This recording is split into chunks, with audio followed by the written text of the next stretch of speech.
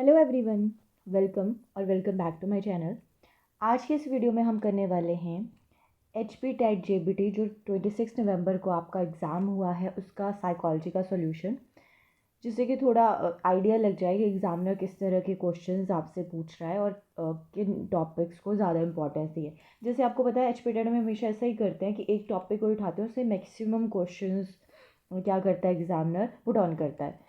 तो देखते हैं इस वाले क्वेश्चन पेपर में वो टॉपिक कौन से लिए एग्जामिनर ने। चैनल को अभी तक सब्सक्राइब नहीं किया है तो चैनल को सब्सक्राइब कर दें और बेल आइकन को भी प्रेस कर दें। पहला क्वेश्चन था association between stimulus and response. सीधा क्वेश्चन है ये, लर्निंग जो है वो क्या है, एसोसिएशन है between stimulus and response. SR theory में ये हम बात करते हैं, तो इसका क्वेश्चन आंसर तो लर्निंग होना था।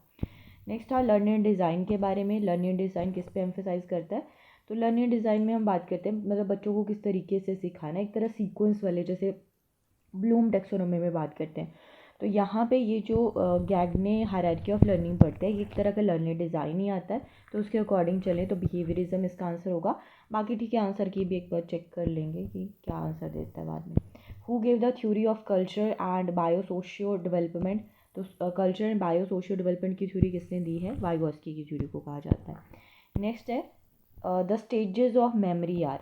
मेमोरी का टॉपिक मैंने आपको करवाया था। स्टेजेस इसकी 3 आ जाती हैं। पहली स्टेज कौन सी आ जाती है, सेंसरी, देन वर्किंग और या शॉर्ट टर्म मेमोरी जिसे कहा जाता है, और थर्ड लॉन्ग टर्म मेमोरी हो जाती है। ठीक है।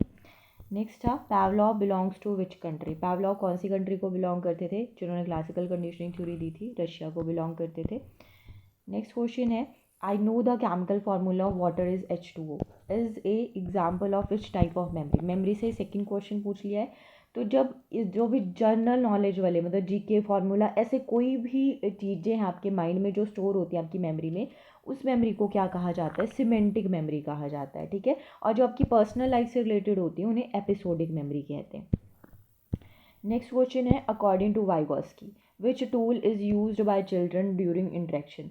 वाइगोस्की के अकॉर्डिंग उन्होंने लैंग्वेज को इंपॉर्टेंट टूल माना है, क्योंकि वो बात करते हैं बच्चा सोसाइटी और कल्चर से सीखता है, जिसके लिए इंटरेक्शन ज़रूरी है, सोशल इंटरेक्शन। और सोशल इंटरेक्ट करने के लिए हमें लैंग्वेज बहुत ज़्यादा ज़रूरी होता है, जिसकी इन्होंने 3 फॉर्म्स भी दे रखी। मतलब वाइगोस्की और मेमोरी से क्वेश्चन अभी तक रिपीट हो रहे हैं। नेक्स्ट है गेस्टॉल्ट मीन। गेस्टॉल्ट का क्या मीनिंग होता है, गेस्टॉल्ट का मीनिंग आ जाएगा होल।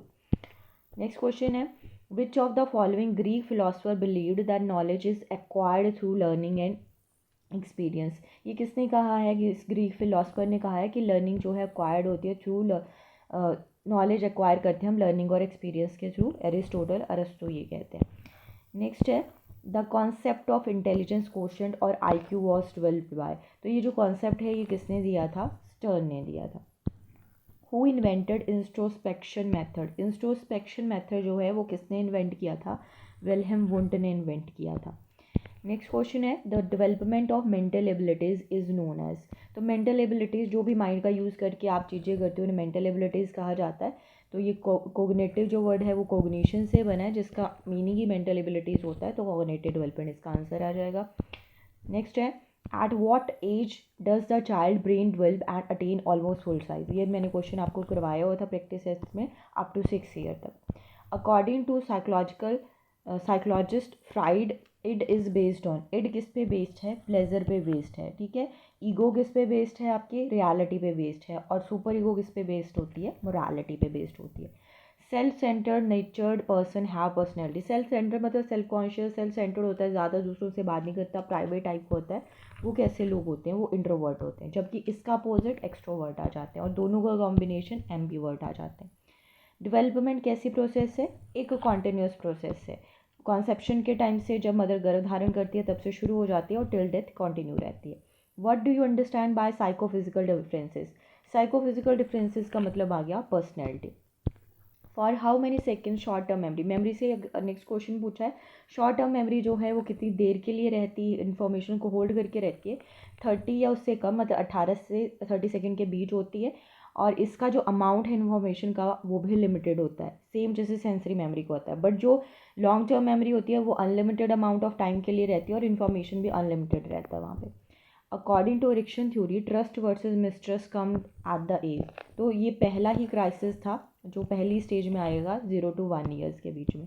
नेक्स्ट है revival of past experience. Revival of past experience क्या आ गया, रिकॉल आ गया, मेमोरी से मतलब बहुत ज़्यादा क्वेश्चन रिपीट किए गए हैं यहाँ पे।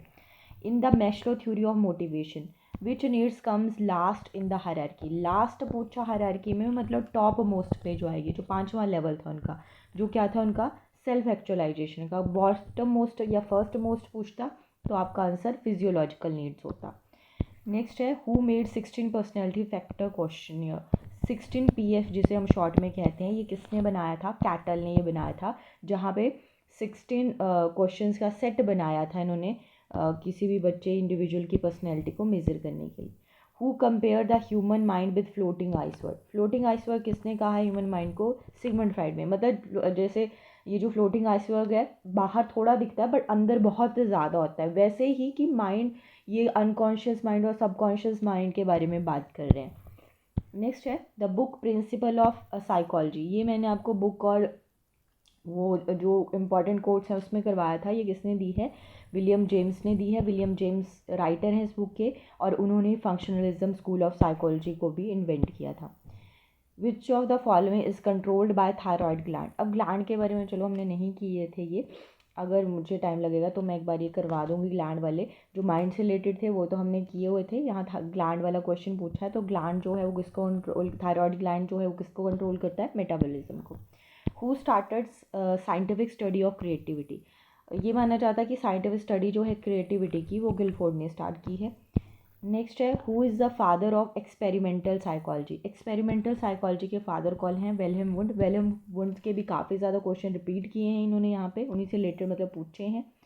विलियम वुंड ने ही फर्स्ट साइकोलॉजिकल लैबोरेटरी एस्टैब्लिश की थी, इसलिए इन्हें फादर ऑफ एक्सपेरिमेंटल साइकोलॉजी बोल देते हैं, जो कहाँ पे की थी, लिप्जिंग जर्मनी में 1879 में। Operant conditioning associated with, operant conditioning किससे एसोसिएटेड है, स्किनर से एसोसिएटेड, ये भी एक बिहेवियरिस्ट है। Ink blot test given by, ink blot test जो है वो रोशक ने दिया है, जहाँ ब्लॉटिंग कार्ड या पेपर्स का उन्होंने यूज़ किया था। नेक्स्ट लास्ट क्वेश्चन था individual study of a child, individual study of child से हम क्या कह देंगे, केस स्टडी, बट ये भी एक बार आ सके मैं चेक कर लेना, ठीक है। तो इस तरह के क्वेश्चन आपके HP टेट JBT में पूछे गए थे।